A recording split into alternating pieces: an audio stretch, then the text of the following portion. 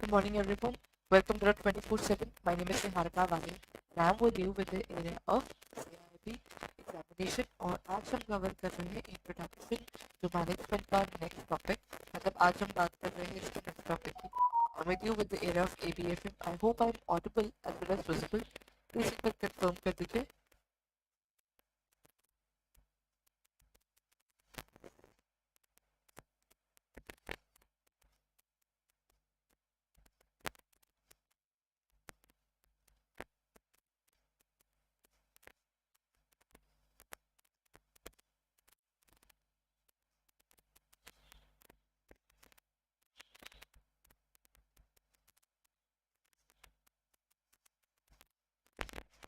Okay. Today we'll be taking up the topic of introduction to management, and we'll be talking about the area of the examination from the point of view of what's the nature of management. When we talk about the nature of management, um, management is a very broad perspective towards working, right? So when we talk about the broad perspective of working, it's not something which is just a particular term. It's something which is bigger than that. How do we define that?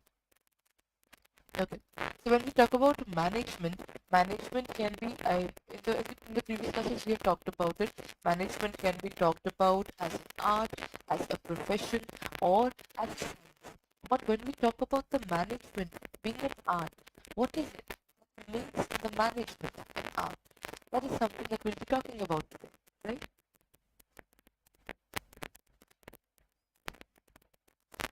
Okay. Management as an art. What is management as an art?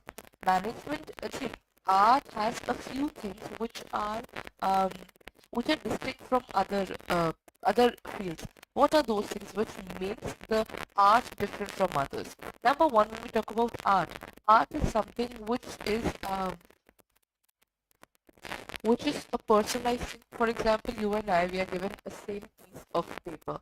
You are and I are holding the same piece of paper, and as soon as we are holding it, we realize that all of us are using it in a different way. That means if I'm using that particular piece of paper, I'm working in such a way where I will be getting the entire information. Like, okay, I I made a boat out of it. You drew something on it. That means everybody has a personalized application when it comes to an art. Isn't it? So in terms of an art, there's a personalized application. But when we talk about the existence of a theoretical knowledge, what is a theoretical knowledge there? In terms of art, even when we were kids, we were told that in terms of art, say, let's move towards the sketching area. We were told this is a straight line, this is a curved line, or this is a curved line, and then this is a zigzag line. What are these? We were given a theoretical area of knowledge. So that means the same thing goes in terms of management as well. Management is an art, then, okay, first of all, covering only the portion of art, then I compare it to the management. In terms of an art, there is a theoretical existence of knowledge. That means even in terms of dancing, if you look forward to, in terms of the sketching, in terms of the various fields of art, whatever art you take up, there is a theoretical knowledge. So the systematized body of knowledge which is formed where they have noted down all the histories and they're working upon it that way. Then the second point is personalized application. People are working on it in a personalized manner. That means people do not have the same way, even if they have the same knowledge, they do not apply the same knowledge in the same way. We are unique in applying the knowledge. That means that makes us different from each other. And then the last one is based on the practice and creativity. That is one of the basic things in terms of say dance even. What happens is that people who are into the dancing thing, they practice and over the period of time the creativity increases and then they keep on working on these things.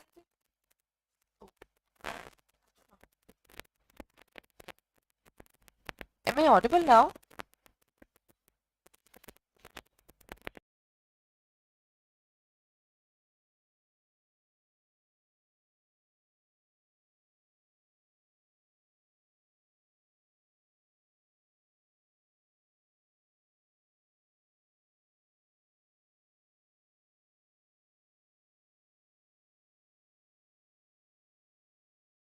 Am I audible now?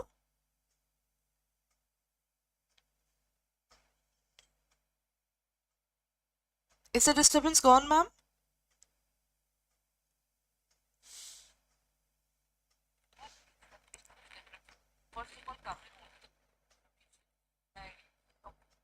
Okay. I hope it's clear now.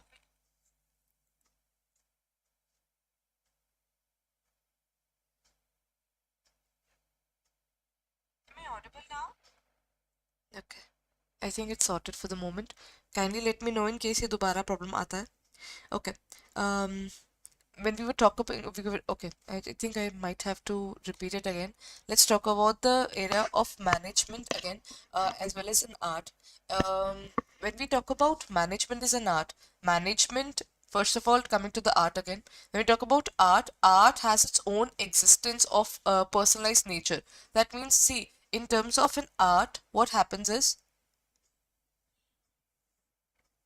art has a theoretical base in terms of the history of dance, history of the various forms of dance, history of the architecture that we do in terms of, there are various things that we look forward to in terms of an art. Then it is a personalized application. Even if you and I know the same form of dancing, we won't do it in the same way. Even though it's all the same that we have learned, our application will always be different. And at the same time, the person, if they are involved in that particular art form for a long period of time, they automatically become better. So that is one of the basic things about art. Then when we compare it with the management, automatically management does the same as well. How does this happen? In terms of management, what happens is the management is also looking at the things in a similar manner. They have it in such a way that they have a theoretical base of knowledge. Then they are also using things in terms of a personalized application. They are also having, see, you and I, we are both managers, we're doing the same thing, but still we'll be doing it in a different way. Secondly, when we talk about a personalized application, you and I, we might be knowing the same theories of management, we might be knowing the same principles of management, still there would be a variation. Then at the same time, when we talk about the practice and creativity, people who had been working as managers for years, they become better and better in handling people. And in terms of art, you are handling people, you cannot remain homogeneous. You have see, you cannot be same with everyone. You have to keep on varying. Even if they say that in an organization the management should not be partial, they might have to face issues where they have to manage people, right?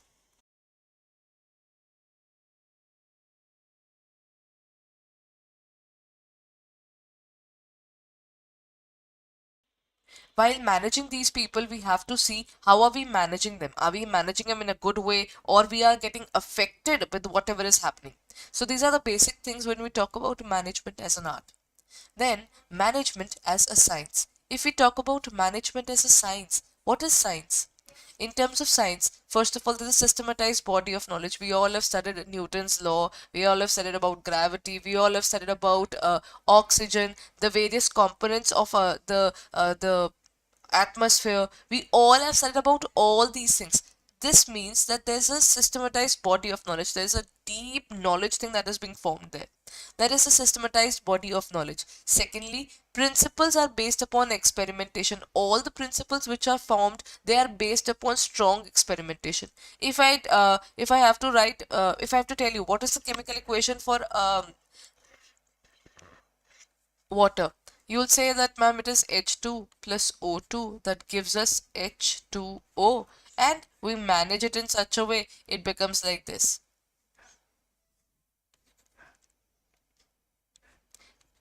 This is the actual formula that we use. There's a chemical equation that we balance it up. So, not getting into that particular technicalities, but when we talk about the chemical equations, ultimately the chemical equations remain the same.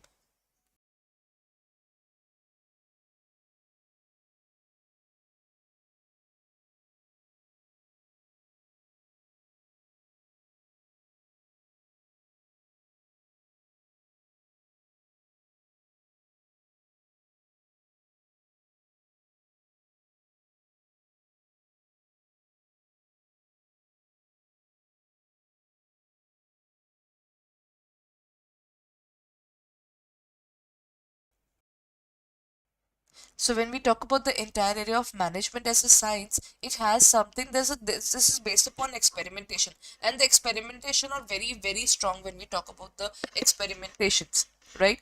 The experimentations have been done over a period of time, and there's a clarity about the working. So that is how the experimentations have been done. The next one that comes is the universal validity.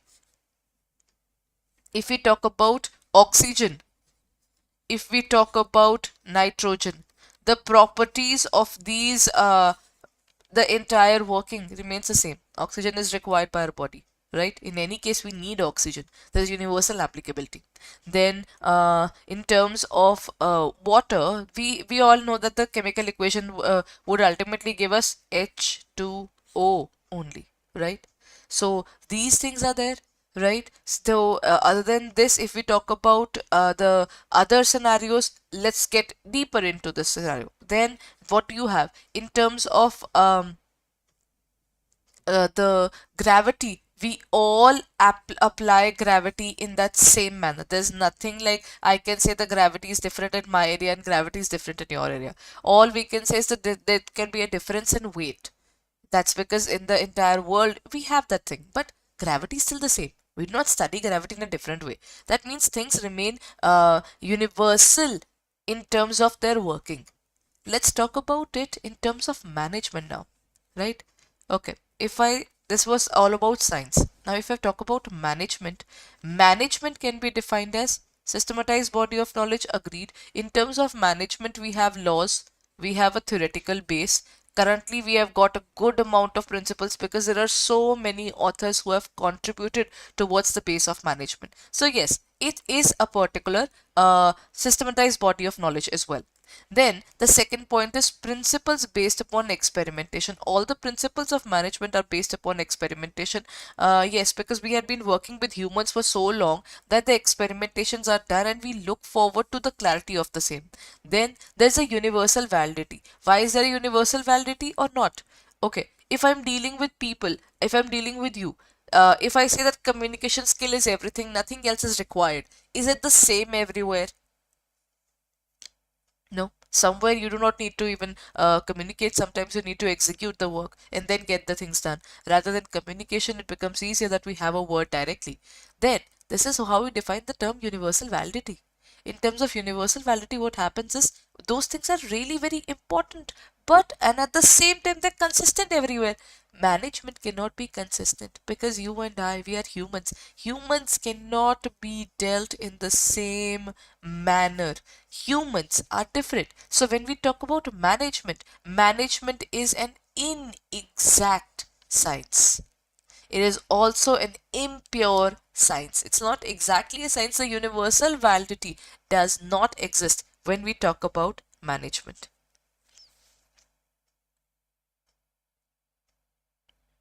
Be knowing the same principles of management. Okay. Now, when we talk about management as a profession, when we talk about a profession, let's talk about doctors, right? Taking up one of the basic professions, doctors, and then lawyers, right? If I'm taking all these two basic professions, there is a well-defined body of knowledge. There is a huge um, aspect of the knowledge base that has been built, especially in terms of the doctors. There are so many different specializations that they have to go through. So this is a strong field. It's basically a well-defined body of knowledge. Secondly, it has a restricted entry. Nobody can be called a doctor till the time they do not clear their MBBS examinations. If you do not clear those examinations, there's a restricted entry. Then, professional association. When we talk about professional association, yes, for doctors there is a medical association that they have, and then at the same time in terms of lawyers they have bar council. So everywhere with every profession you'll find that there is a different professional association that is being built, isn't it? Then there's an ethical code of conduct. When we talk about the ethical code of conduct, this can be specified as in terms of lawyers, in terms of doctors, there is a proper oath taking ceremony. That means there is a proper professional association which handles it, and there's an ethics that they have to follow, they have to abide by with everything that they do. Then when we talk about the professions have something where it's not about earning. We are in terms of doctors, lawyers, there's nothing called let's maximize the profits, let's maximize our earnings. Their working is to serve the people, and through their serving, they get money. Right? So this is like you work and then you earn. It's based upon your work. You are doing your work, and then whatever you make is your earnings. That means they're not having something which is always about money. It is about serving others. So it is about a service motive. So that's a profession. And when we compare it with the management, management is kind of working towards profession now. Why? Because well-defined body of knowledge is there in terms of management as well. There is a restricted entry, yes. In terms of management, till now, there's no restricted entry. You don't need an MBA if you want to be a manager. You don't need to have a specific degree to become a manager. So yes, we can say there is a restricted entry point is still under construction. Professional association, recently management, All India Management Association has been formed. No doubt it is not a compulsion that you have to join that organization. So yes, we kind of have a professional association as well, which is again under process. Then ethical code of conduct. Management does not have a defined ethical code of conduct yet. It is now trying to define the code. While the professions which have been already formed, they have a very strong formation of the associations plus ethical code of conducts, which they do not like to change at all. That means there's an ethical code of conduct existing here as well. Last is service motive. When we talk about the service motive, the management has a specific service motive, right? Management cannot be said you are maximizing your own profit. Management works upon the basic core thing that management is there to serve the organization. That means they earn money from their performances. They do not make money. They're not running after money. It's just the service that they're working towards. So yes, there are certain things which make management closer to profession, but it is basically under process to become a profession. So this is about the management being a particular organization, where in management in every organization can be seen it is an art. It is not exactly a science, but and at the same time it is under process to become a profession, right? Okay. So when we talk about the various area, we have talked about the nature of management. We have talked about okay.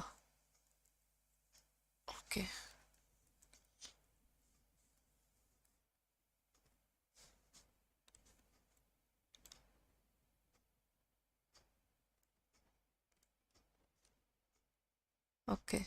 So I think this is the next topic that we'll be taking up, that is the levels of management, right? So I think we'll be running out of time, but we'll be covering the area of levels of profession in the next class. Or I think let's give a brief description about that as well. When we talk about the management, now management has three levels. Rather, I would say there are four levels. But why do I say that? In an organization, there is a top level. That means a CEO, then the MD, chairman. They are all sitting at the top. They're the top level management.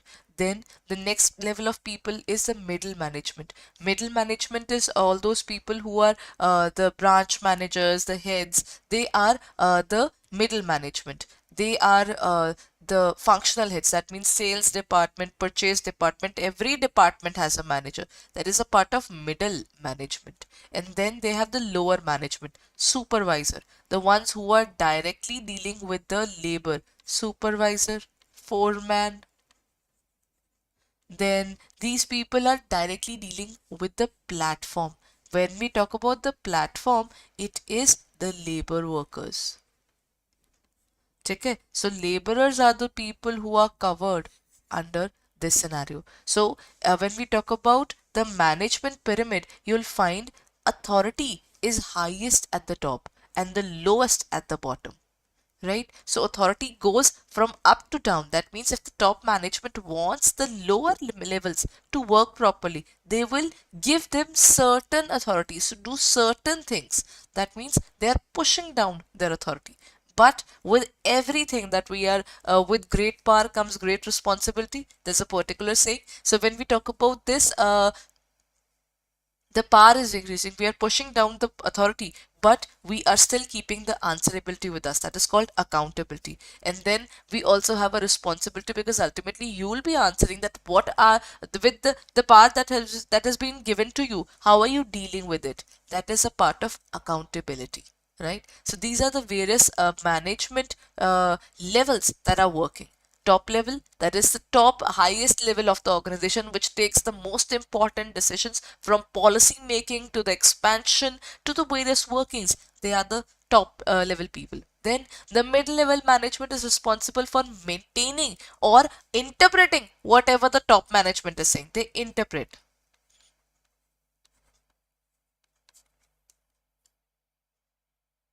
And the last one is lower management, which deals with execution. They're not doing anything else. They just want to get the production done from the lower most area. That is a platform level. The laborers, they are the most active people in terms of the participation, because they are doing the work. Everybody else is just implementing. But the hardcore reality of today's world is the manual worker, that manual working is something which gets paid the least. That means this is the lower level, the platform level has the least of the powers but the most of the work. That is the platform level, while the other people are involved in management. So there are top level management, top, middle, and lower level, which handles the working of an organization, right? Okay. So, let's end the session here only.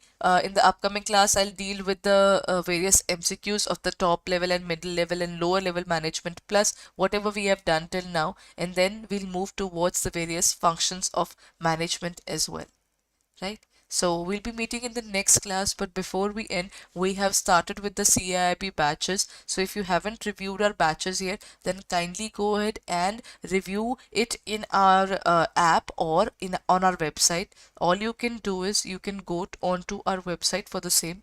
The website is Adda, www.adda247.com, where you will find all the details of this examination. What you need to do is you need to go onto the area of JAIIB and CAIIB, and here you have you can see the CAIIB 2023 batch. In here, you will find all the details of all the batches which have started. One is our English medium batch, the other is the bilingual batch. If you're looking forward to the English medium batch, it is also started from December 9, and here you can see all the batches which have started, right? Then in this area, what you can do is you can check it out, and